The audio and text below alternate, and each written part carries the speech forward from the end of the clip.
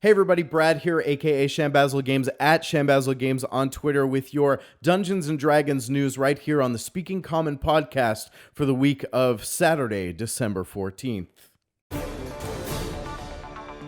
Welcome everyone, it's a beautiful Saturday. I'm so happy to be back delivering the news today. We had a couple of weeks of hiatus, which were really nice, but I did miss it. So I'm looking forward to getting caught up with you on all the excellent news that's hit the airwaves, or the internets, I guess, for that matter, in the Dungeons and Dragons environment and the hobby that we love and share. So to start off, as always, we'll jump into some quick community updates. I do have a couple of changes that are going to happen in and around the content that I'm creating over the holidays, as we tend to wind down and focus on relaxation and food and maybe a beverage or two. And if you're spending it with family, then definitely a beverage or two. In my case, at least. We do have a bit of a holiday wind down plan. It doesn't mean that I'm going to stop producing content or really dial back too much, but I did want to reshape my focus to hone in on content that I want to create personally. So first party original content that I want to make and share with the community. So far, we've built a really great community around some of the content that I've curated over Twitter at Shambazzle Games and some of the other properties that we've reached out into. But I want to make sure that I'm focusing on creating the content that I want to build and hopefully add some value to the community that way. So keep an eye out for the holiday wind down that's going to happen. We're going to be dialing back a little bit. Of course, I'm going to keep a focus on some of the more popular content types that I've been delivering out over Twitter, like our DM Describes, our question of the days, and of course our DM and player tips, and all those other great discussion starters and thought wheels that we create in the D&D space on Twitter. But I'll actually be beefing it up with more Dungeons and Dragons news, interviews that we're producing in the space, and special features videos. So this actually means that I'm going to be producing more content overall, but I'll be dialing back on the curated and stepping up more on the organic and first party content that I'm creating for both YouTube, podcasts, map making, miniature painting, and all that good stuff that I enjoyed doing. One of the big objectives that I have for that 2-week period leading into holiday is to complete the editing of the first season of Charisma Check. So Charisma Check is our long-running narrative-driven D&D actual play podcast, which features some of my closest friends from the community theater space. They're really great folks. We're highly committed to the character with an amazing story that's plays out more like an audio drama, but of course involves all the great tenets of Dungeons and Dragons like exploration, social, and combat, and it's edited down into a really nice, neat, storied experience, and I really hope you like it. We've put a lot of work into it, but it became a little bit too much for me to keep up with week to week, so I took a step back, decided I'm just going to batch the whole thing. We're going to edit and produce the entire first season so you can enjoy it in all its binge-worthy goodness. We've got lots of great content to get through for you, but hopefully if people enjoy that season 1, then by the time you complete it, season 2 will be on the way and coming down the pipe. The other objective that I have for the last 2 weeks of December while we wind down is to focus on the launch of my website, www.shambazzlegames.com. I really need now, with all the content that we're producing, to create a hub where we can funnel all that stuff into and give people kind of a one-stop shop if they want to go and see what we've done or have been doing in the article space and the editorial space and all the videos that we produce on YouTube and some of the new platforms that we're reaching out into as well. We have new Dungeon Masterful content coming next week. I had the pleasure of sitting down with some of the greatest, brightest new creators in the DM space. And this is my opportunity to highlight the amazing work and the achievements that the community is doing in an intimate face-to-face style interview and discussion. So we first interviewed Alexander Thomas on that show in our pilot, who's a Green Ronin published world builder and novelist, as well as a streaming DM and an all-around great guy. So I hope you enjoy that. That's the first episode of Dungeon Masterful. But this week we'll be releasing a second episode on Wednesday that features Nikki Ewart of Nerdy Chicken. And we talked a lot about like the geek chic sweep that's happening right now, as well as the Canadian nerd movement under the hashtag Canardian column that Nikki really spearheaded. So kudos to her for that. She also hosts a distribution platform with an amazing group of D&D creators, including Angeli, you might be familiar with. She does a lot of great miniature painting and custom painting. Jasmine Medieval Minis, who does a lot of great like miniature prop building and set terrain. Some really incredible creators doing amazing work, and the world over. It's global. So you want to make Dungeon Masterful part of your regular streaming program on your podcast app of choice. You can search for Shambazzle Games or Dungeon Masterful. This falls under the Speaking Common podcast. So everything I publish comes out under Speaking Common. And then there are 3 segments, including the Dungeons and Dragons Weekly News or D&D News. We have Dungeon Masterful, which is that community showcase and interview segment. And we have Unearthed Arcana, which is where I read the most recent Unearthed Arcana release so that you don't have to. So I hope you check it out. And if you do, be sure to leave us a 5-star review on iTunes or just subscribe on the app of your choice. I'd just be happy for you to hear it, honestly. Another important item that I'm focused on right now is the design and launch of my Patreon platform. I love doing this. I produce an awful lot of content week to week. It takes up a lot of time, and I'm at the point where I have to try and make it somewhat viable. So I'm looking at very light steps towards that end. Now, of course, I would never seek compensation from this community for anything that I don't feel I'm adding significant value for. And when I sat down and thought about what can I do that would be attractive to a community to participate on that level, and I thought about exclusivity like special Patreon Discord options, weekly Ask Me Anythings, and interactive web conferences, things like that I'm looking at offering. But realistically, at the end of the day, I'm a lifer DM, right? All of my content is focused on Dungeon Master tips, tools, application, and I thought the best thing that I can probably offer this community that everybody really seems to want is games. So in the new year, I'll be looking at a platform where I can tier one-shots, maybe micro campaigns, invite people into an online platform, and get people playing Dungeons and Dragons.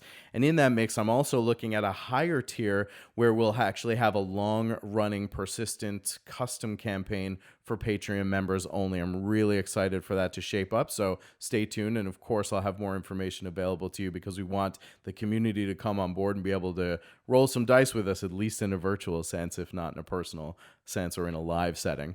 So beyond that, I've made a couple of resolutions to myself for the new year as we move into 2020, and among those are a promise to be more involved in the local D&D community here in Toronto and the GTA. I want to get out there and actually experience some of the other people who are living in this space, rather than just hanging out behind the screen. While I love it so much, I want to get out there, meet people, understand what they're doing, maybe participate in some gaming groups, and certainly make space for a convention involvement. So to that end, I've promised myself that I'm going to attend at least one Dungeons and Dragons or tabletop focused conference in 2020. I've got my eye on FanX in September, but there's another one called Breakout Con, which is focused on tabletop gaming specifically, which happens earlier in the new year. So I'm really looking forward to trying to apply myself to participate in a con that sees me at least in a professional capacity, whether it's running games or moderating or speaking on a panel. I don't care. I just want to be a little bit more involved than just participating as an attendee.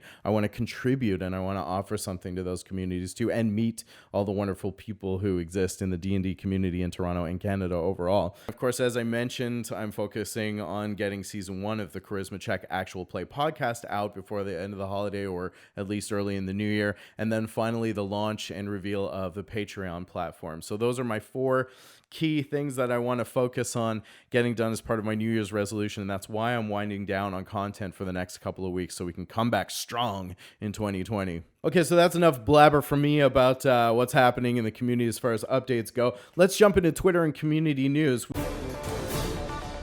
We started out last week talking about online gaming or streaming games specifically, and working in virtual environments to make games more accessible to people from around the world. So, of course, running a game online through a virtual tabletop platform or a virtual tabletop simulator is not quite like running one in a live format. It requires different tactics to make it successful. And we petitioned the community this week to offer us up a ton of great tips and guidance on how they're doing that. And what we came up with is a great compilation of some baseline things that you want to think about, like when you're first getting into the online space. be careful not to go too heavy and try to eat the whole elephant, you might say. You want to start light and get a feel for the tools that are available out there. Certainly try to sign up for even a trial session of Roll20 or Fantasy Grounds or Tabletop Simulator, whatever your flavor might be. But get your hands into all of them and try them all out and see if you can define what better suits the experience that you want at the level of skill set you come into. Because if it's really overwhelming, then you're going to get defeated a little bit earlier on. You might not get it to where you want it to be, and it's really tough to push through that stuff, especially if you're new to online or virtual tabletop gaming. Also, make sure you start exploring other options that are available. Also, please try to make sure you have a good, clear mic and a headset set up. Audio is very important in these cases, and it's not just a consideration if you're streaming or looking to build this as a product to share.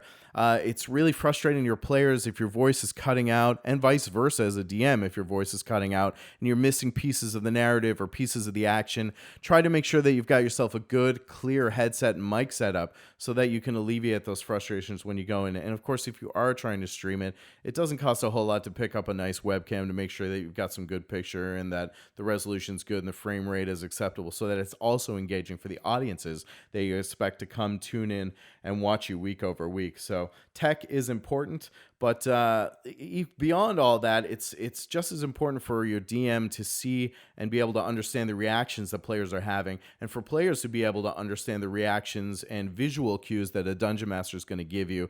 So camera really helps out there, obviously, or you can't see those reactions, and certainly clarity of audio in a headset so that you can read through the inflection of the voice and the reactions that are happening vocally in that moment too. It's going to help you stay immersed and really have a better understanding of what's going on when you can't see everyone around the table. Try to get familiar with lighting and macros in the platform of choice. It takes a little bit more of an upfront investment because it takes time to learn. But if you establish the lighting and dynamic lighting that's available on some of these platforms, it's going to help you not have to worry too much about fog of war and visibility and range when you get into combat or when you're actually playing in those systems. So lighting helps with that. Macros are really helpful because it takes some of the mathiness and some of the meticulum of clicking the right things and deciding what actions correlate to what links in the virtual tabletop setting. So with macros, you can execute a number of different commands based on modifiers or situations like difficult terrain or obscured vision that otherwise you'd have to flip through and find the right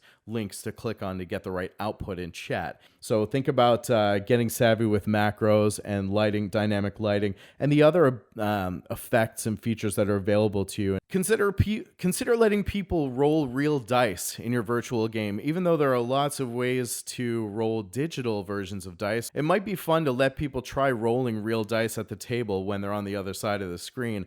And this is going to help you bridge the gap between the digital format and the virtual world, lets them feel a little bit more tactile, like they're even more so sitting at the table with you, and it might be a great addition to your game. It might not work for everybody, but it's certainly worth a try if it helps bridge that gap a little bit more.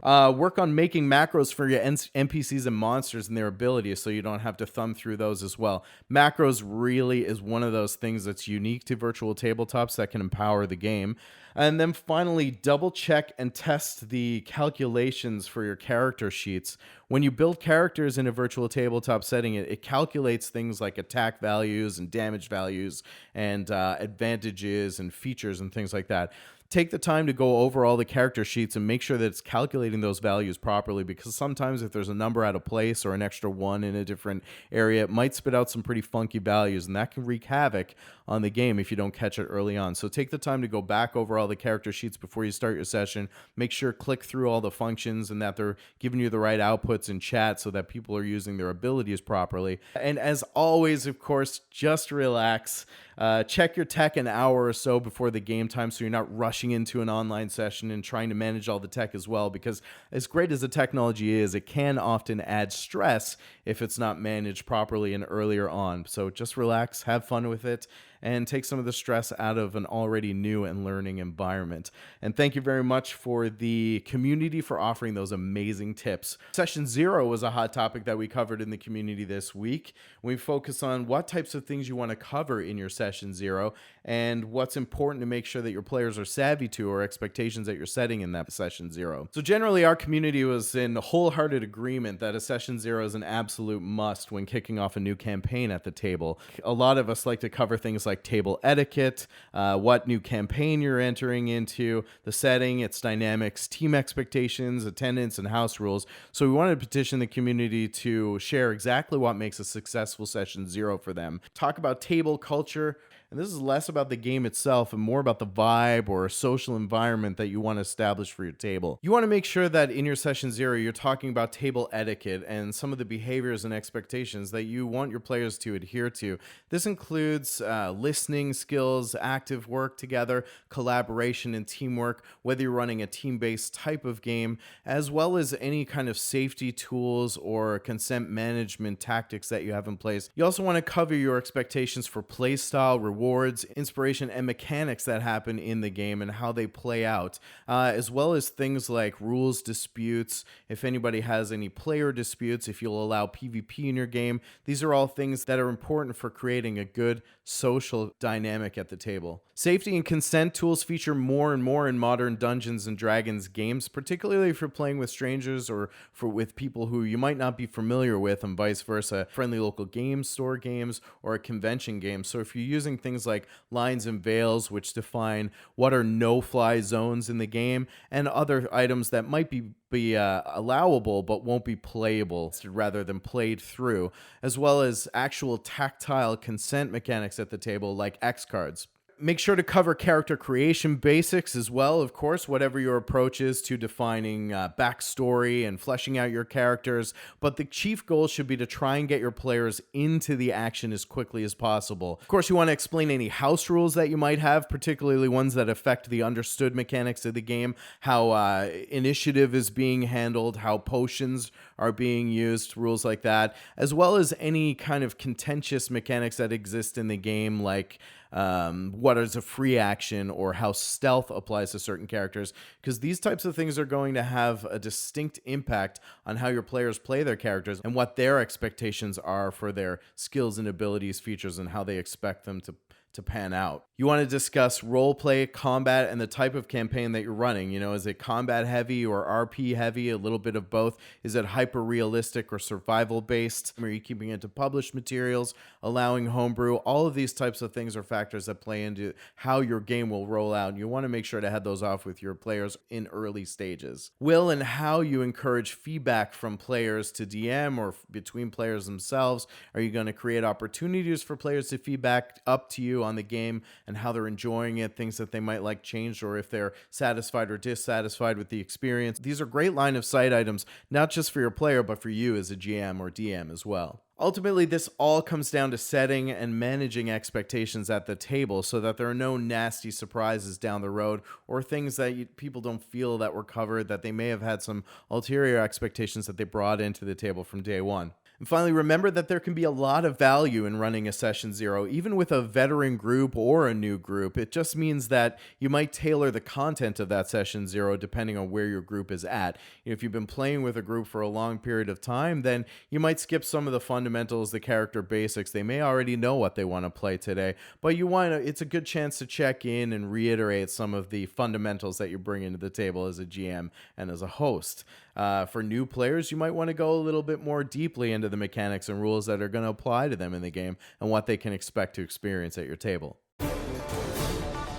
All right, that's it for news around the Twitterverse. It's time to jump into one of my favorite segments of the show, and that is DM and player tips. Number 1, DM tip. Remember, bad guys still think that they're doing the right thing in their own mind. So what would your bads be willing to do or up to doing in the interests of forwarding their goals, let's say? I find bad guys are far more exciting to play when they're done so with the lens that what they want to do is effectively what they believe has to be done. And that puts you in the shoes of a big bad to continue to work in the environment and create plots and machinations that are designed to help achieve their ultimate goal. DM tip number 2, if you are streaming your game, set it up and let it go. Don't get bogged down in the technology. Do the best you can. It'll improve as you gain more practice and you start to understand the technology yourself.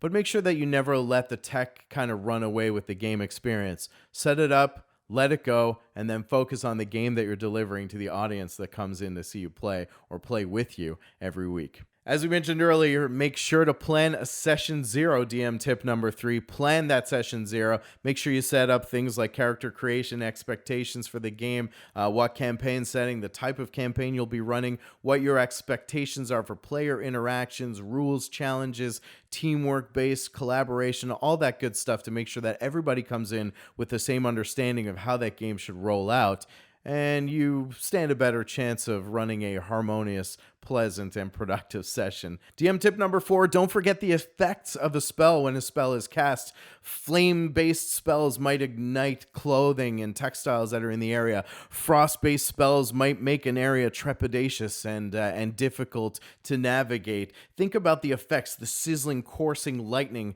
that might exist or radiate when a caster fires a lightning bolt into the party, or vice versa. Think about the effects to really dress and draw the immersive experience around spellcasting and what happens when someone channels that mighty arcana. DM tip number 5, stay open to feedback and check your ego at the door. Nobody likes bossy pants McBossyson, and you want to really create a friendly environment. So don't get defensive. Don't make anything personal. Check it all at the door. Stay open to feedback and welcome that feedback, because that's really the best way to continuously improve as either a player or a DM for that matter. DM tip number 6, more of a luxury really. Sometimes I can do this and sometimes I can't, but try to block 30 minutes before every session to just sit down, check your notes, get in the space, get in the mode. That way when your players show up at your table, you're ready to go, you're in the zone, you're not coming in cold. So take that 30 minutes to kind of reread things, at least the first half hour of your session, so they get a warm kickoff, and by then the wheels are turning,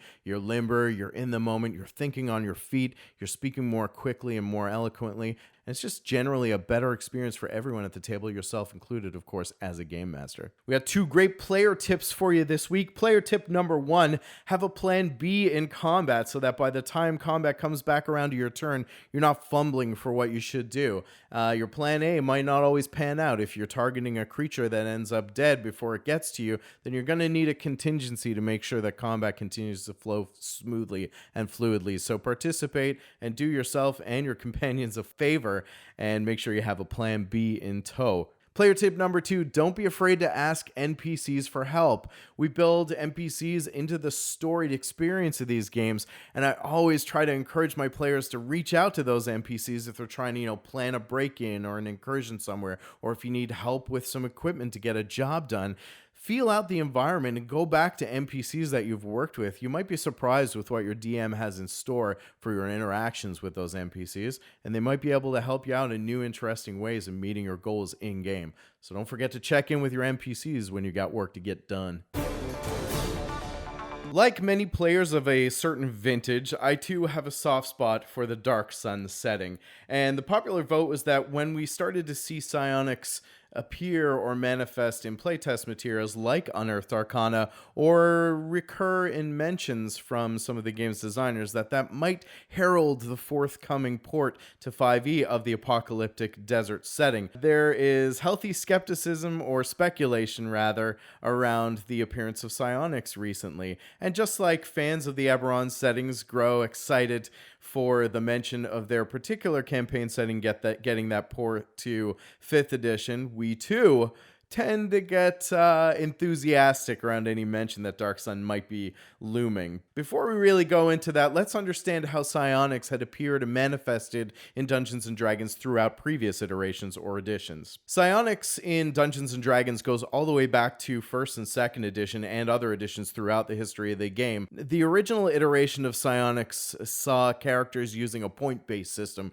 where you'd have attack points and defense points, and they'd almost function like brain hit points, if you think about it that way, or mental points, as it were. They were considered entirely their own system, and it was somewhat complicated and a little bit in-depth in the early iterations of the ability and feature. We also saw a complete distinction between abilities that were available to Psionics, and we're already seeing some of the titles carried forward into new playtest materials like Unearthed Arcana. For example, the Id Insinuation spell in Unearthed Arcana was previously a psionic ability back in 1st and 2nd edition D&D. Now, if you had 16 or higher in intelligence, wisdom, and or charisma, then you had a chance to be gifted with psionic power. Like I said, those powers would come with a small pool of points to spend on attack and defense for your psionic abilities, but it was fairly in-depth and convoluted in early stages of the game. Additionally, it was treated with its own powers and its own abilities, not like spells or spellcasting mechanics that we see today. In the 90s, two key things happened for Psionics. The launch of the DarkSun campaign setting and the complete Psionics handbook were launched, which completely revised and re-delivered how psionics were considered in the game. Suddenly, psionics weren't treated as like a gifted option or something that could happen to your character, but rather a more distinct class that characters could specialize in or train in, just like you would any core class that exists in 5e today. This new treatment of psionics as a class far better served the concept of psionics or mental powers in the game, rather than kind of bundling them into something that was more of an addendum to the class that you had chosen. This mentality continued through 3rd and 4th edition, seeing psionics become more and more like a distinct opt-in or a discipline that characters would choose to train in versus something that was layered on. Now, based on what we've seen so far through playtest material and the fact that the first core class was only added with the official 5e Artificer in Eberron some 5 years after the launch of 5th edition Dungeons & Dragons, I believe we can reasonably assume that psionics will continue to be treated in this fashion as a subclass or a treatment to other core classes rather than a core class itself. Nonetheless, it adds an exciting new layer to the wealth of abilities that are available to players and DMs, and some exciting new avenues for campaigns like we've seen in the application for Eberron in the new and future modules and content pieces coming for 5e D&D. Whether or not that really does precipitate DarkSun on the horizon, only time will tell. Some of the biggest news in Dungeons & Dragons this week really didn't have much to do with Dungeons & Dragons, the tabletop role-playing game, but rather big news coming from the Game Awards about Wizards' new acquisition of 2 Games Studio in Montreal and the announcement of Dark Alliance coming back into mainstream video gaming on behalf of Wizards. Dark Alliance was previously a franchise that had launched a long time ago, and there are certainly fans of the franchise who will be scrutinizing this quite thoroughly. Not only that, but it focuses on the story of Drizzt Do'Urden, Catti-brie, Wulfgar, and Bruenor, which are a pack of some of the most celebrated and iconic party members in the history of Forgotten Realms lore. Written by R.A. Salvatore, this follows the story of Drizzt and his traveling companions. And while the trailer was interesting to say the least, as always, very polarizing in the community, particularly when you choose to tackle lore that is so well established in the universe. These types of things are definitely hotly anticipated by fans, myself included. I have to be honest, I felt that the trailer was a little lackluster. I felt the CGI and the quality of animation felt like it was several generations behind what we have today. So hopefully this is the result of very early stages in development, and we can expect to see some improvements overall from the performance, the fluidity, and the quality of animation going forward. Otherwise, I think they're going to have a hard time making it market viable in the blistering and breathtaking graphics that we expect from video games today. That said, it was a new acquisition from Wizards. I don't think they've been working on development for a terribly long period of time, and the whole thing just felt kind of rushed to me. But go ahead and check out the teaser for Dark Alliance yourself. I would look forward to hearing your perspectives on what you think is coming down the pipe for the video gaming future of Dungeons & Dragons. Conversely, Magic: The Gathering Legends was also announced in the same breath, which is wildly different from an animated teaser experience. This is, of course, brought to us by Cryptic Studios, Arc Games, and Perfect Worlds, the team who is also behind the Neverwinter MMO, and they also announced that the Magic: The Gathering Legends game is an MMORPG. So if you are into those types of games and you have 8 to 12 hours a day to sink into a time vampire like that, like I used to, then yeah, it should be something exciting for you too. Fans of the MTG lore will certainly appreciate it, and it looked a hell of a lot better than Dark Alliance if we're just calling it like we see it. Presumably, you won't have to wait too long to get your hands on Magic the Gathering Legends MMORPG because it's currently in beta, and they're actually they're taking signups for beta. So go ahead and check it out at www.playmagiclegends.com. Get yourself signed up for the beta. I intend to be there, and I believe that is coming for consoles and PC in spring of 2020. Continuing with their Extra Life DMsGuild series, Wizards of the Coast announced the launch of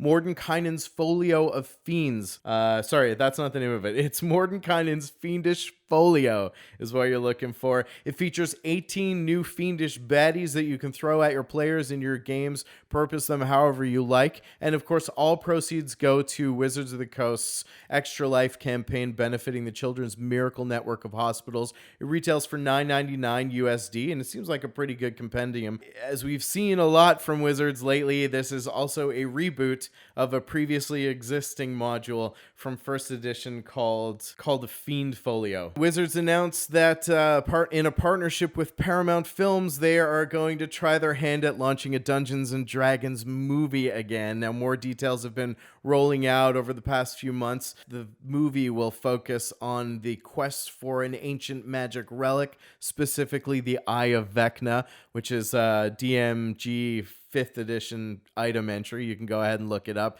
It follows the lore of Vecna, that is the property of Wizards of the Coast. Yes, it wasn't created for or by any particular podcast. It's directly from the book. And all the lore is there. It's actually a great story. It's a nice piece. I think Vecna and the lore surrounding the Archlich, or the turned god, is it makes for really great fodder for storied components like that. But given the history of Dungeons and Dragons in a cinematic experience, fans are reasonably skeptical about the future of this particular work. Hopefully they can just stick to great story and spin it on a platform of medieval fantasy without going too far on hokey or cheesy jokes or falling into tropes that frankly proper nerds are pretty tired of at this point. Additional details include the feature of the lawful good great gold worm Palandusk, who is an iconic entity in the Forgotten Realms setting. The whole thing seems to take place in and around the Sword Coast. I really think it's time to leave the West and head east, though, so maybe we'll see some new content coming down the ropes for Forgotten Realms as well. But nonetheless, I'd be super excited to see a great D&D based movie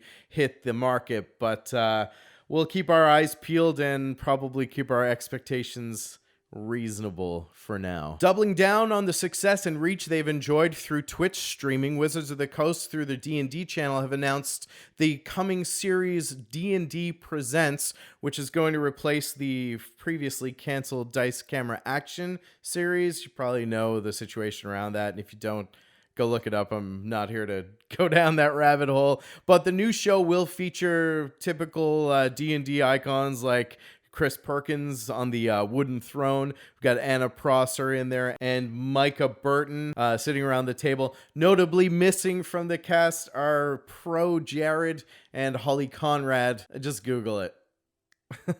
The pair were basically cold dumped from Wizards' official programming some time ago. And that's really PR 101 when you have influencers that are in action that's contrary to your brand standards. The new show is set to air in the new year, which will feature the new Dungeons and Dragons Essential box set campaign, specifically the Dragon of Icespire Peak, and everything they've announced really leads to calling out that as the campaign they'll be beginning with. So if you were previously a fan of Dice Camera Action, then you can look forward to a new offering in that similar tone with D&D Presents coming next year. That's really a wrap for news this week, the week of Saturday, December 14th. But we've got a lot of special features coming down the wire too, including the new Dragon Plus review, the quarterly magazine from Dungeons and Dragons, which we always saddle a special news feature around. So I'll have that coming for you next week. And also over the next couple of weeks, we have a lot of great interviews lined up with Dungeon Masterful, including all new content coming for TikTok and anything else I can think of to put together for you guys. So this will be the last official newscast of the year 2019, and I look forward to doing a whole lot of great new things and keeping you informed on all things D&D news with the Speaking Common podcast right here on Shambazzle Games. Until next time, champions, be good to one another. Happy gaming, and we'll see you right here on the channel for Dungeon Masterful interviews, reviews coming up on Wednesday. See you soon.